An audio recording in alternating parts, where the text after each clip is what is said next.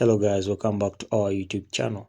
So in today's video, I'm going to be showing you how to download the Miui dialer in Android phone.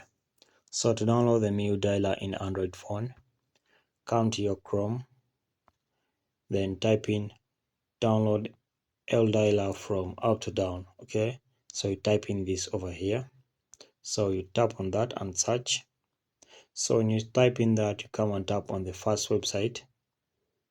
Right, so when you tap on the first website, come and select get latest version. So when you come and tap on get latest version, come and tap here on download. Then it will prompt me to download again. So I'll accept to download again because I had already downloaded it. So download again. So it's downloading. Now it's done. So tap on open over here. Okay, so when you tap on open, tap on install. Okay, so when it is done installing, open it.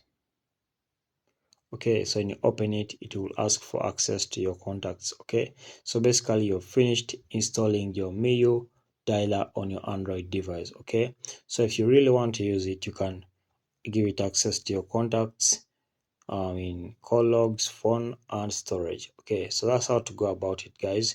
Thank you for watching. We shall meet in the next video.